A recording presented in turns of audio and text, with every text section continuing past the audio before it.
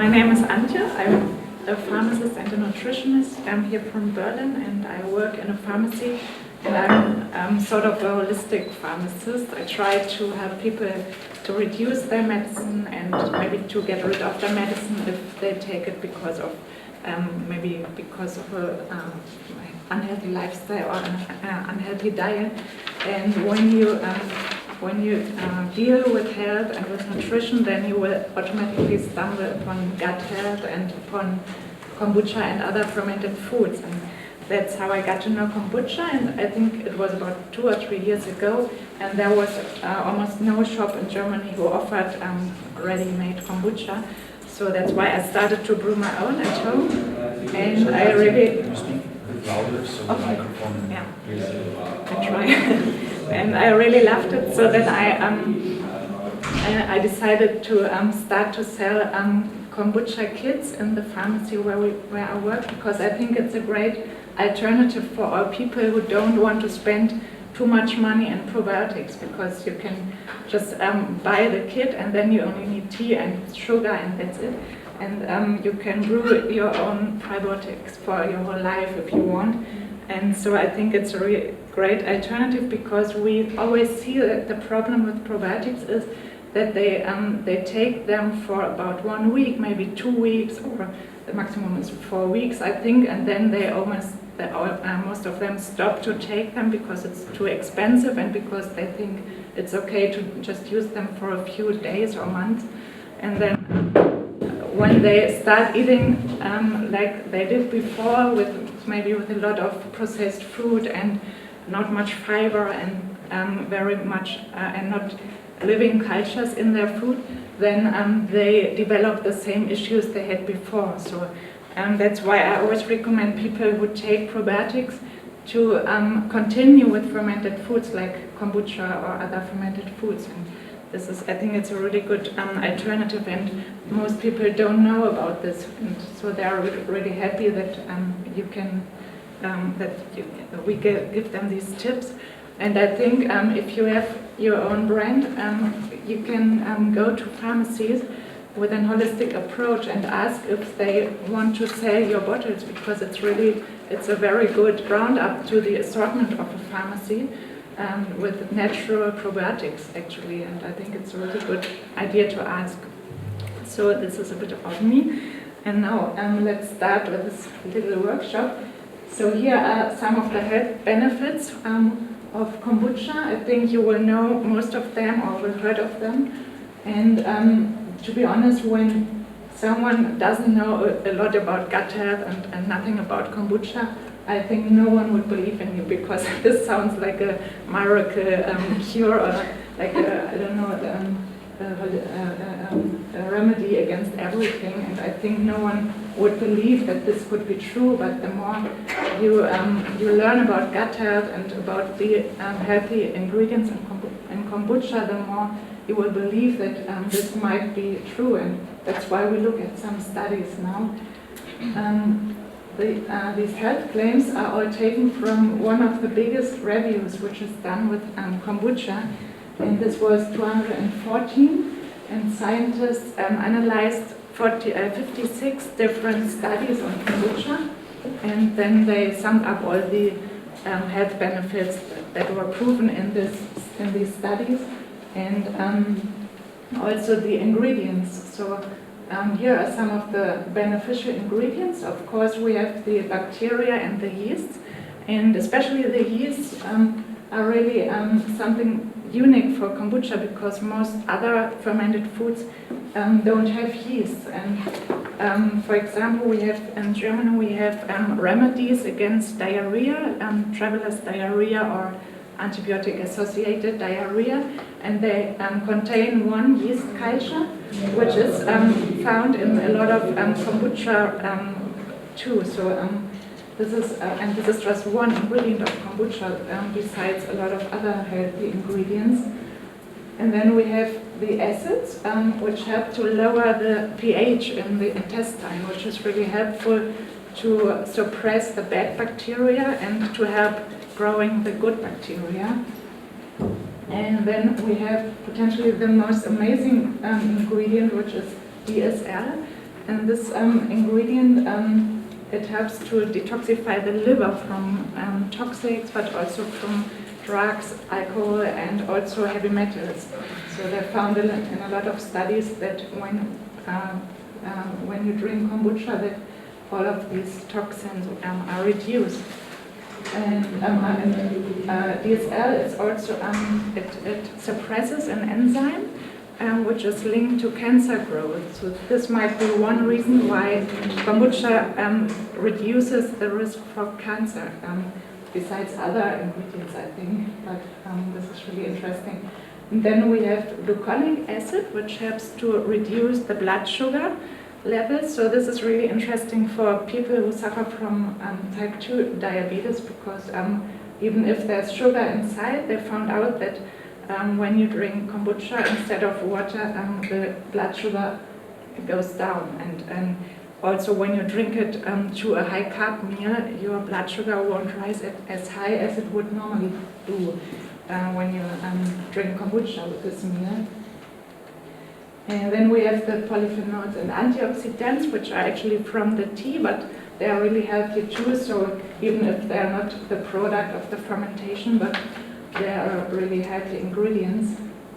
And then we have different vitamins which are produced by the bacteria or by the microorganisms. And these are really interesting because the B vitamins, they are needed for a lot of metabolism processes, and for the energy metabolism, for example. So it's one reason why it's like an energy drink a bit, but it's also really interesting for all vegan people because it's a natural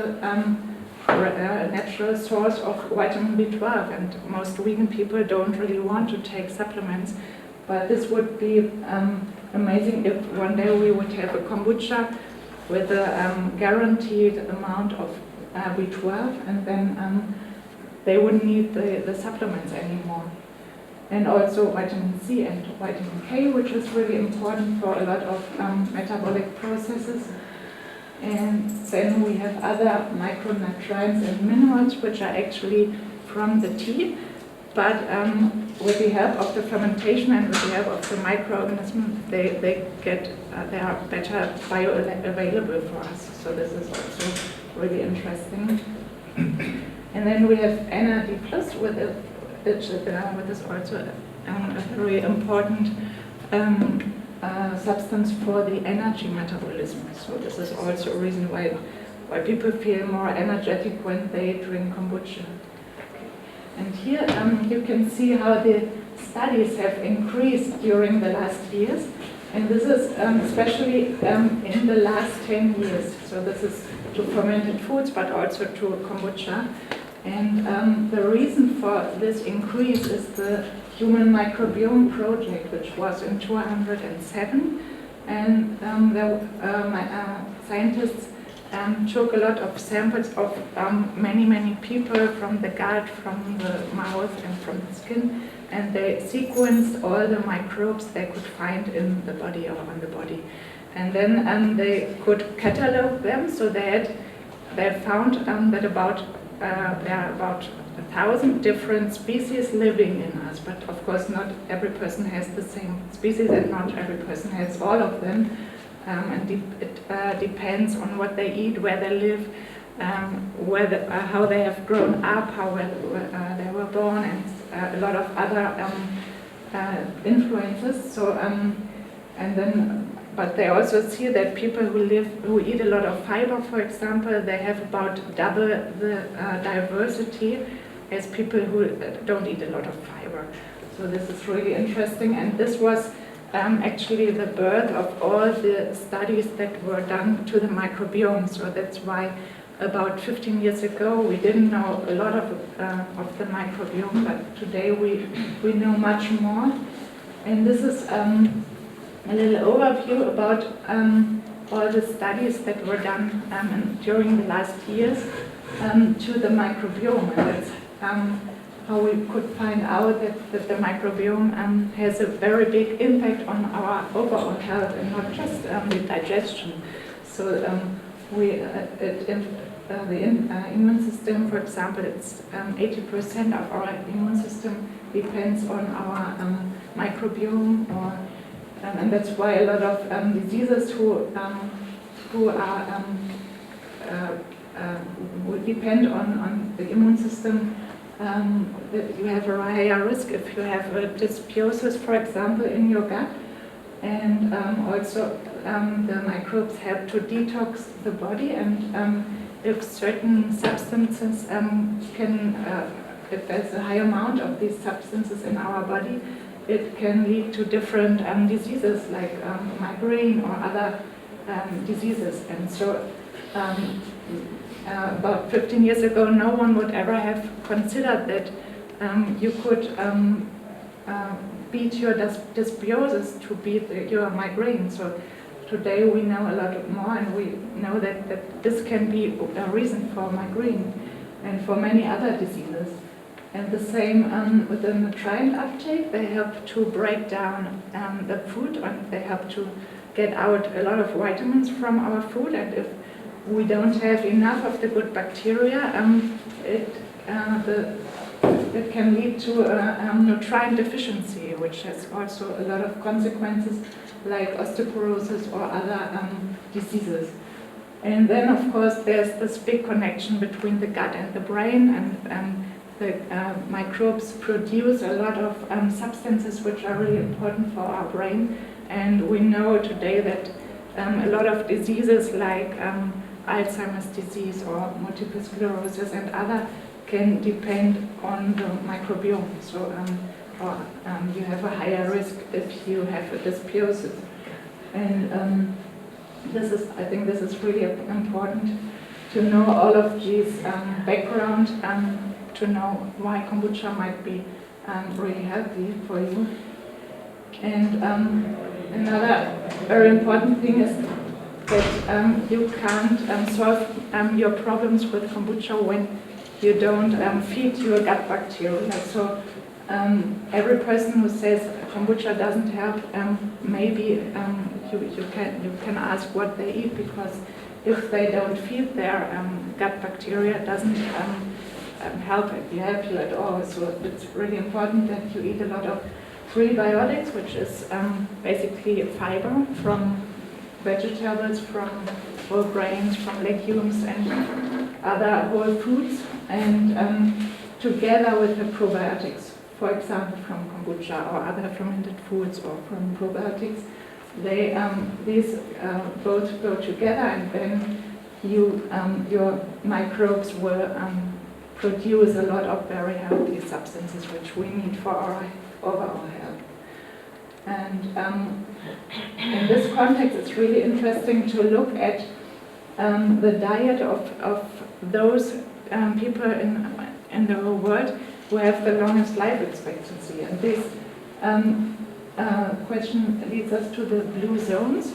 And explorers found out, I think about 10 years ago, that there are 5 regions worldwide, very small regions, with people who have the longest life expectancy. They live up to 100, and they are really healthy, and they don't have the normal diseases we know from here.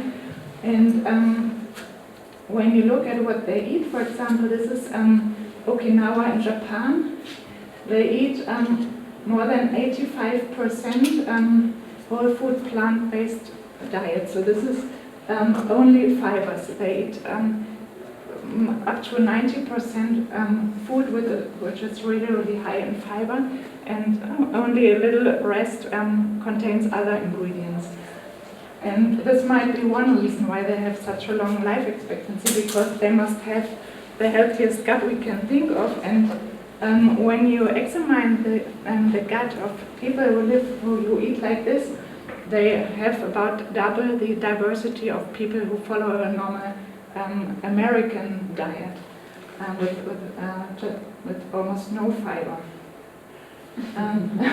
So let's have a look at some studies.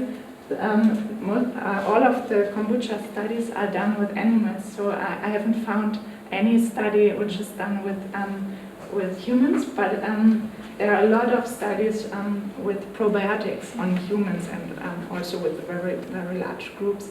And so when you compare the results of the animal studies to the ones which were done with humans, with probiotics, then you have very similar results, even if it's not always the same strain. But anyway, I think I'm quite sure that we can transform the results of these animal studies to humans. And I hope that we will soon have some studies which were done with humans. So here's another review. This is, I think, from 2016, and there are a lot of studies done with aflatoxins and with other toxins, and how kombucha reduces the toxicity of these substances. And also there are about, I think there were 19 studies which proved that kombucha reduced overweight in mice. And also the lipid levels were lower, and this is really amazing. They compared two groups, and they had one group who drank water and the other group drank water, and the group who drank kombucha had a very long life expectancy and also less appetite, and they reduced weight much better than the other group. And then they had a lot of studies who showed that kombucha reduced the liver toxicity of aflatoxins, but also of lead in rats. And here's another study which is done with the hepatoprotective effect of kombucha. It was from 2013, and here scientists want to find out what happens when they treat mice with drugs who damage the liver. And they gave these rats paracetamol, or I think in the US it's Tylenol or acetaminophen. And this damaged the liver if you take it in a high concentration. And so then they checked the enzyme levels in the liver, and the first bar is always the control group, which didn't get any paracetamol, and the second is the group who just drank water. So here you can see the enzyme levels are really high compared to the control group. And the next two are the kombucha group. They had two different types of tea, just to find out if it's the same result when they take different kombucha teas. And it's almost the same. Oops, sorry. It's almost the same. The levels dropped down like they were before, and here the triglycerides even were lower after drinking kombucha than in the control group, which is really amazing. And the last one is isolated DSL from kombucha. So here they had a really high concentration of this ingredient DSL, and it was almost the same like with the kombucha group, but the triglycerides even dropped down much more than just with kombucha. So this is how they found out that DSL is potentially the most detoxifying substance in kombucha. And this is another test, another study.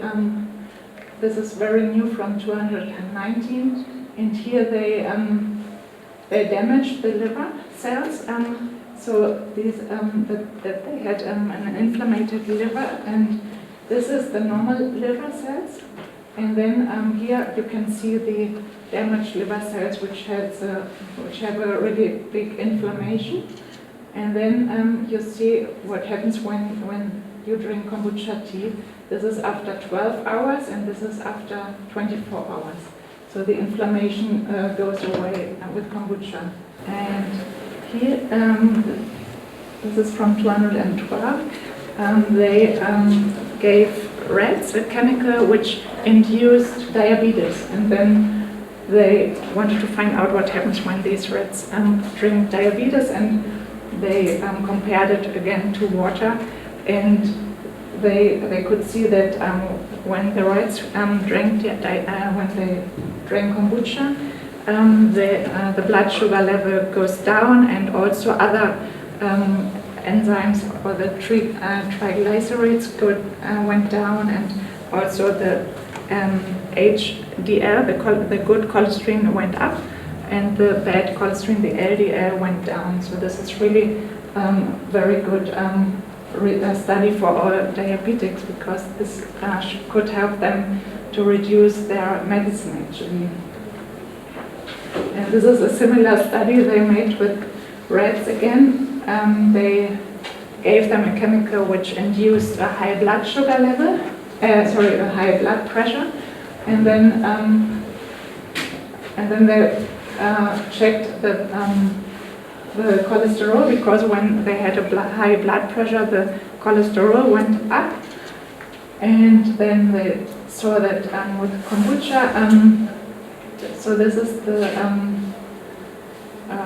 this is without kombucha. The first is the blue is always the control group, the normal levels of LDL and other cholesterol, and then the red group is the red bar is always without kombucha. So there you have very high levels because of the high blood pressure.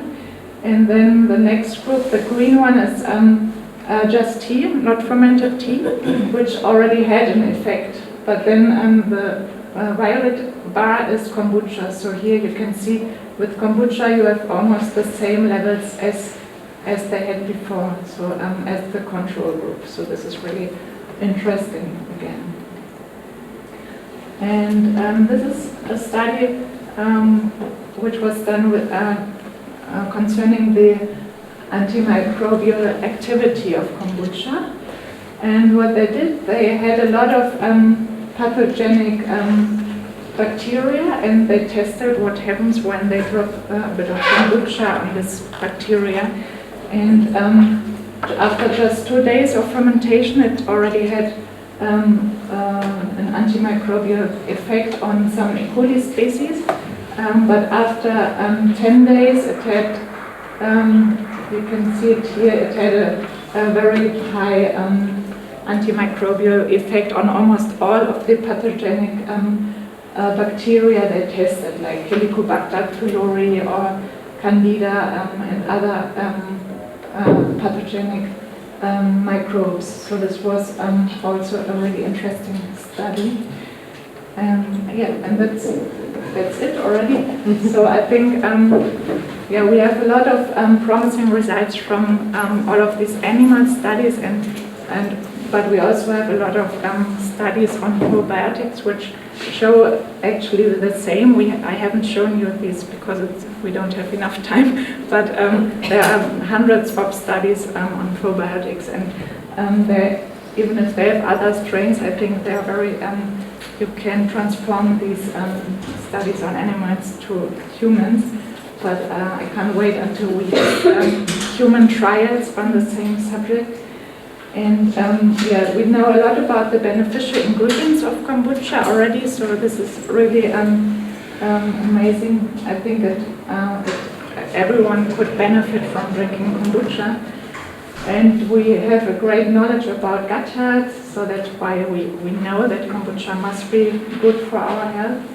And also it's very important to tell everyone who wants to improve its health that you have to change, that you have to eat a lot of prebiotics to feed your good gut bacteria. This is something that some people forget about, and you should tell this everyone. Yeah, and I think this sums it up quite good. The microbiome has a huge impact on health, and lifestyle has a huge impact on the microbiome. And that's why I think that kombucha, everyone can benefit from drinking kombucha. Yeah, thank you so much.